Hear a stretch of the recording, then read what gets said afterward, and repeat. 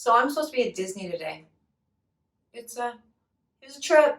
It was the first time Mr. Soap and Clay and I actually scheduled time off. We have never done that. The Soap and Clay Kidlets have never been to Disney, and we booked the trip, and we were so excited, and it was awesome, and we all got matching shirts, and even Mr. Soap and Clay got in on it on the matching shirts because he loves us very much, and I'm sure glad he does. We're not at Disney today. That sucks. Is it too much to ask for a churro? Just one.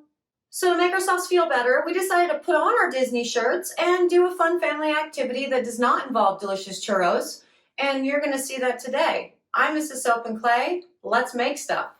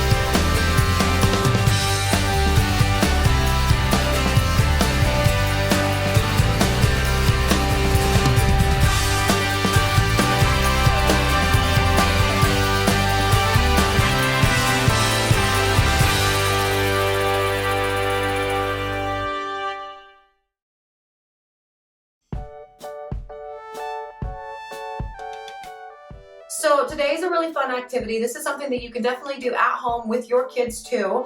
It should be relatively easy to source the product because you're only dealing with basically, one type of soap, which is called melt and pour or glycerin soap.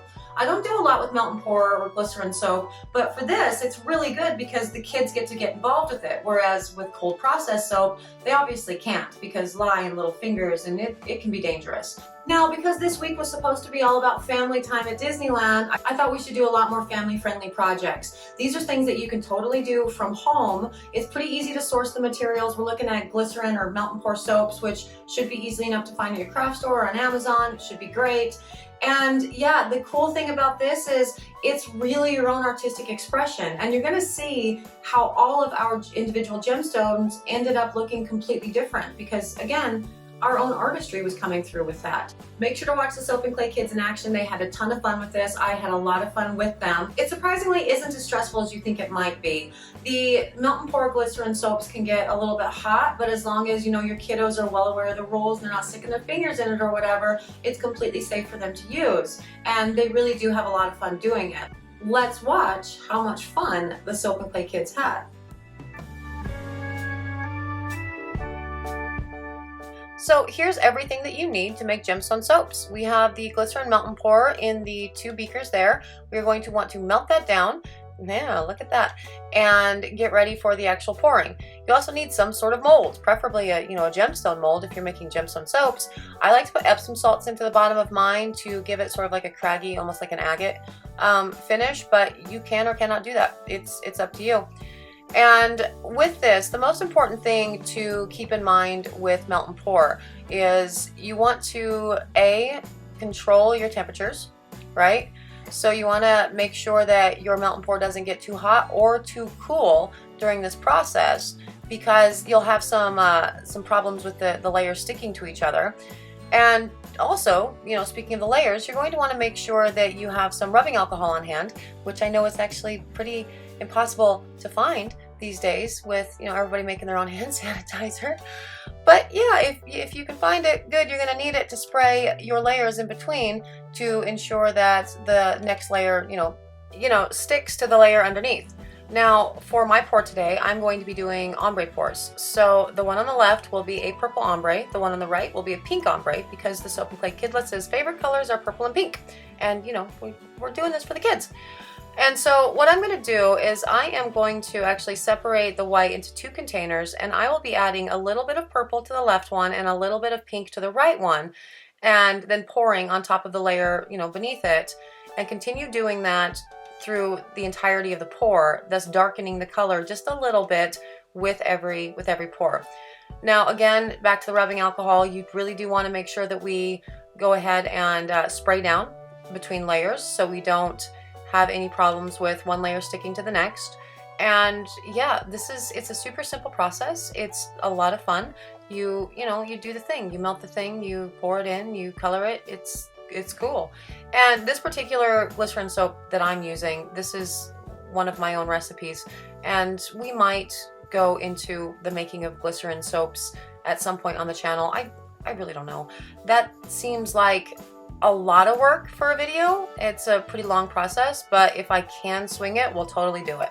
But for this project, you can totally find glycerin soaps, at your local craft store or online, and they can ship them to your house, and it's fairly quick. And yeah, you can use them for a number of fun creations, just like this. So yeah, this is, again, it's something that's really perfect to do with the kids, because this is soap that they can actually get involved in, and then they love actually washing their hands with it because they made it, and that's awesome. And we really need our kids washing their hands more these days, because we're legitimately, our kids are legitimately being called petri dishes all the time, which is really strange to me anyway, because like kids have always been petri dishes, but now they're like known petri dishes, and I don't know, I think it's really unfair. But anyway, we're going to continue darkening this up. You see how each layer is getting a little bit darker with every, yep, and it's so lovely. My hope is it will be like a fully saturated purple and a fully saturated pink when it's all said and done, and the lines of delineation won't be, too stark. Now, I've had to take this back to the microwave and remelt them a number of times through this process, right? Because you're wanting the stuff that's actually in the mold to set up enough to pour on top of. And while it's doing that, the soaps that are in your beakers, they're also setting up. So, just take it, 5-10 seconds, another pop in the microwave. It's great, nice and fluid again. The biggest, whatever pro tip or whatever I can give you about melt and pour is to not stir it while it's melting down. The first time I made melt and pour, I was stirring it after every 30-second burst, and I ended up with this really thick mass that really, I broke the melt and pour, essentially. I didn't know you could break melt and pour. I totally broke melt and pour. So yeah, just don't do anything with it. Just let it fully melt down and then stir the thing and do the thing. Now, one of the cool things about melt and pour is that it is ready to use, within a few hours. As soon as it's firmed up, it's safe and ready to use, at your sink or whatever. And that's fun because cold processed soaps take around 4 weeks to cure. So that's, not the most fun when you want to test your soaps and, see how they perform and, use them because, you made them. But with glycerin, with melt and pour, you can totally use those within just a couple hours. Now, glycerin and melt and pour soaps I have found are best suited for people with oily skin. You may run into issues where glycerin soaps are overly drying if you have sort of normal skin or even, dry skin because of the amount of glycerin. Because yes, glycerin is a humectant, but also what that is doing while you are using it as a, rinse off product is it is also drawing moisture from your skin while you are cleansing. And for people with oily skin, that's good. For people with, normal or dry skin, not so much. And yeah, this is the last little bit. We are going to spritz these down and we're going to put them in the fridge to go ahead and fully firm up. And now we are on to the Soap and Clay Kidlets and their turn. All right, I am here with the Soap and Clay Kidlets, and they are going to tell us about, what it is that they're doing. So what are you guys doing here? I'm making a soap, and I am on the left, and I think the color I used first was purple, and then I used my gold because one was called King's Gold and one was called Queen's Purple. Oh, that's perfect. That's a really good reason to pick the micas that you picked because you're going to do a king and queen. That's pretty awesome. How about you, Scout? What are you doing? I am actually the one on the left, and Aylin's the one on the white, and... Oh yeah, you are right. You are the one that's on the left there. You're right. So what can you tell us about your soap? Well, I dragon hearts, and it turned out how I wanted it, and that's me mixing the paint right over there. Oh yeah, on the left there? Yeah, that's right. You're mixing the paint there. And Mommy's helping you, looks like, huh? And I'm putting it in. Mm-hmm. This is my second round, I think. This is your second round of soap. That's right. We didn't, I didn't include the first round in the video. And that was the one that Aowen did that was actually purple and gold. So this one is a different color for Aowen. Is this one your dragon's heart too? The one that's purple and gold is mine. No, the purple and gold one is mine, and I worked really hard on it, and I hope you like it. Oh, well, that's awesome, And Scout. I also hope you like this video. Oh, that's Bye. so sweet. You're not saying bye yet. We're gonna keep doing the thing. You're hilarious, Addison. No, you see, Okay. Aowen, the one that you're doing right here? This is actually your second soap, so it's not the purple and gold. You're on the right, remember? Oh. So can you tell us about this soap? I think I used a coconut and strawberry for this one, and I was going for a literal scent of dragon's blood because I met a dragon. You met a dragon. That's awesome. Where'd you meet a dragon? I met it in my backyard. Oh, that's so cool. Was it Elliot's dragon? Yes. It was Elliot's dragon. Really? Mhm. That's awesome. Oh wait, no. I mean, not Elliot's dragon. Pete's dragon. Oh. Named Elliot. Was that right? Uh-huh. Oh, that's so And then cool. I met another one, and it told me about what its heart looked like, and that was my first soap, and its name was Ellie. Oh, that's so cool. Ellie and Elliot, huh?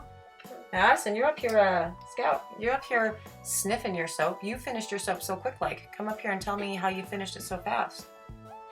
I was just going like, pour it in, pour, and I was pouring it really fast.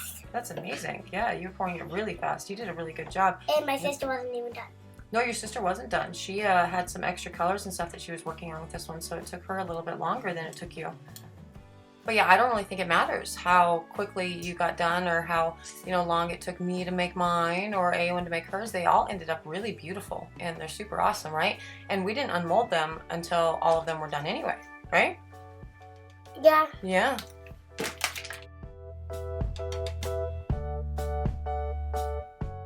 Okay, now it's time to reveal these, guys. We're gonna take them all out of the molds. Do you guys remember which ones belong to you? Yes. Yeah? Yes. Which one am I unmolding right now? Whose is that? That one is... Whose is that? I don't know. I think that one's Aowen's, No. right? Was that Addison's? Mine. It's yours. It's a really pretty one. How about this one here that I'm unmolding? I think that one is mine. That one's one of yours? Does this look the... I guess it's hard to really tell until we get it out of the mold, right? I would Let's just see. pointed out another one I of don't wasn't know. this. Oh, No, that one isn't mine. That one's one of Addison's. That's beautiful. Yeah, I think that was your it's first one, right? Yeah. And now you're gonna mold my second, I think. Yes, that's my second. Get ready to see it! Yeah, I'm really excited to see it for sure. That's really cool. Let's see. It takes forever for Mom to get these things out of the mold. They're actually kind of a pain. When we use these for the Harry Potter classes, these molds, it can be a little bit... Oh, whose is that? Mine. That one's one of yours? That's awesome. Yeah, it can be a little bit frustrating to get these out of the molds quickly while everybody's standing there wanting to see their Sorcerer's Stones. Ooh, whose is that? That one's really pretty. That's mine. Oh, is that one yours too? Yeah. You have a lot of them. My goodness. So far it looks like we've unmolded like all of yours. And I think we had one in there for Aowen I still too. see my pink one. I think the pink one's mine, babe. Ooh, there's one of Aowen's. Is that your dragon's heart? Oh, yeah. No, that one is my dragon's blood because I can Dragon's blood. because I can see it right here because I brought my soaps over. Oh, okay. Cool. Yeah, that's awesome. And this one is your dragon's heart. Yes, that's my dragon's heart, and I put rolling stones on the top of them. Most of them fell off. That happens. Yeah, that definitely happens. But now you know. And it kind of creates a cool like crumbly top. It's a cool texture. The pink and the purple one went out together on my mom's, and well, It's beautiful, Ewan. Yeah. My sister has a couple more. Show them. I won't show them. And we've shown them here on camera. Yeah. I And have those are the ones that I made right there. You're right. I have a really light purple one that my mom gave me, and she also gave me her pink her purple and white one. And they're really pretty. I have a really light purple one, but we already started using it and I can't really see it. I think Addison called it hers. Oh, okay. And I also have a mousse, guys, that I'm just holding right now. Oh yeah, you have a mousse soap too. We have all kinds of soaps sitting right here, don't we? But look at our gemstones. Aren't they gorgeous? Yep. And that's how you make your gemstones. So which gemstone was your favorite? I had a really hard time deciding. Soap and Clay Kidlet #1 made some beautiful ones, and so did Soap and Clay Kidlet #2. I really can't pick a favorite with all of that, but I am glad that you guys were along for the ride, and I do hope you will try this project. It's a lot of fun. It kills a couple hours of an afternoon, and then, plus it's soap. You get to continue washing your hands and keeping the plague at bay. Thank you so much for hanging out with us again today, guys. 365 Days of Soap has been a lot of fun so far, and I'm actually starting to enjoy the editing, which is surprising to me, but yay, new things. So that is it for me today. Again, subscribe to the channel, click the bell, follow me on Facebook, Instagram, Twitter. Now, if you're interested in gemstone soaps, I do have in the Harry Potter inspired line the Sorcerer's Soap, and those are available on the website at soapandclay.com. Those are very beautiful bars, and you get to celebrate your favorite fandom while washing up at the sink. Thanks for hanging out. I will see you guys tomorrow. Bye.